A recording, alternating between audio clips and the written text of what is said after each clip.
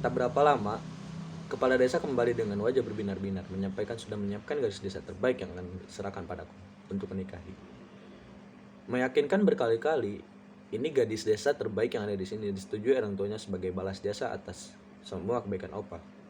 Aku mengangguk saja, aku tahu pasti gadis seksi tadi yang dimaksud. Ya lumayan lah. Aku minta langsung mempersiapkan diri, meminta ia diantarkan ke alamat rumah sakit tempat opa dirawat malam nanti untuk dilihatkan kemudian dilamar di sana. Mana ku tahu saat tiba dan sudah kusampaikan pada opa gadis desa pilihanku segera tiba. Ternyata aku salah menduga, bukan gadis seksi yang manis tadi, tapi seorang gadis berpakaian tertutup sekali. Dari ujung kepala hingga ujung kaki seperti ninja. Wajahnya pun ditutupi selai kain kecil, hanya menyisakan mata yang terlihat mengerjap beberapa kali tertutup kain cadar namanya. Oh Tuhan, sudah gadis desa begini aneh pula, bersambung, gaskan banyak. Nah, bisa dibilang ya ceritanya seru. Oke lah.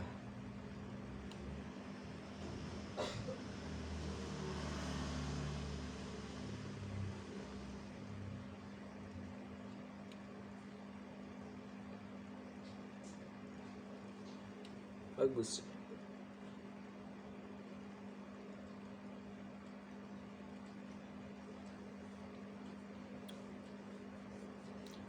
Kat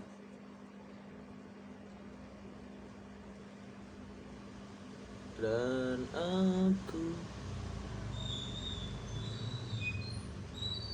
kata orang gadis bercadar dan berjilbab itu membuat penasaran, membuat orang jadi membayang-bayangkan seperti apa wajah, rambutnya, dan bahkan bagian tubuh lainnya. Tapi bagiku tidak. Tidak ada sedikit pun rasa penasaran pada gadis itu. Yang sialnya secara resmi sudah dilamarkan opa 10 menit yang lalu untukku. Datang sendiri ke desa, milih sendirian itu pilihannya. Hebat benar ternyata selera Aldo. Suara Alpin menyindirku. Untung namanya bukan Tukiyom. Aku nyaris meninjunya jika tak sadar. Sedang dipelotot tim mami, benar-benar nasi buruk.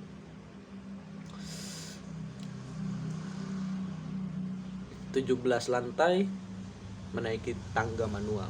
Shit. Ini pengalaman paling buruk seumur hidup.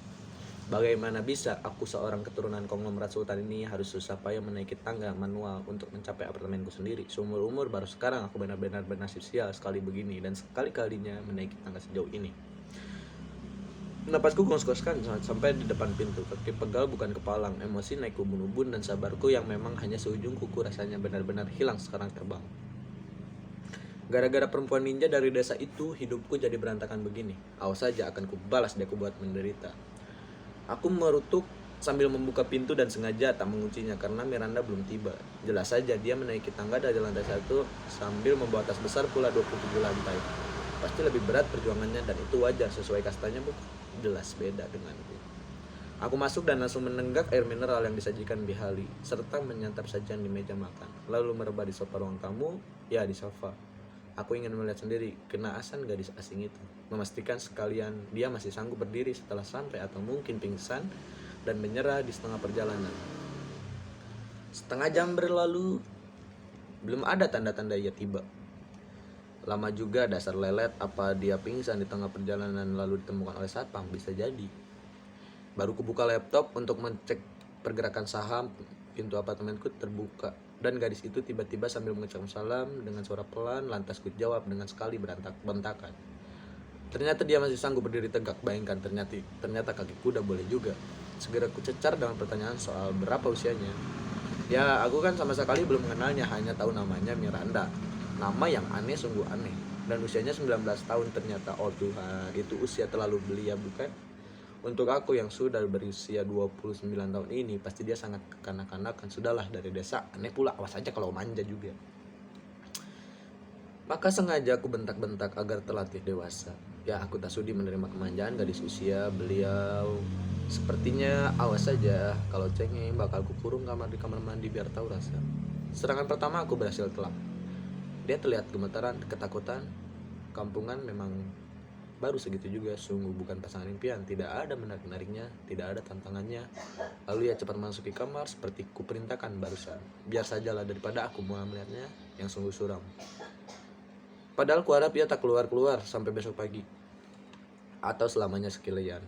Ternyata beberapa menit berlalu, baru saja aku membuka neraca dan pergerakan sahamnya sudah muncul lagi di depan pintu kamar yang tadi kutunjuk untuknya. Ada apa? Dia sangat tahu diri atau memiliki insting atas niatku untuk memerintah pindah tidur di kamar pembantu.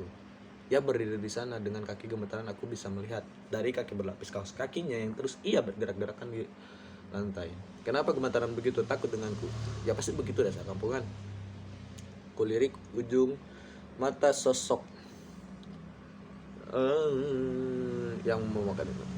Kenapa gemetaran? Ketakutan. Aku bertanya dengan nada penuh kemenangan. Lapar. Ada makanan? Tanyanya kemudian. Lapar. Jadi sejak tadi dia gemetaran karena lapar, kukira karena takut denganku. Di dapur, tapi jangan makan yang ada di meja makan, masak sendiri, jawabku dengan suara datar. Baik kak, om, jawabnya sambil apalagi dia bilang kakak, anak kecil memanggil kakak. Enak saja untung dia dengan segera meralat. Aku meletakkan laptop di meja dan mengikutinya ke dapur. Mulai detik ini, aku dan dia harus membuat kesepakatan. Dia menuangkan air ke dalam gelas, sepertinya kehausan sekali. Tentu saja mendaki sanggup berdiri boleh juga.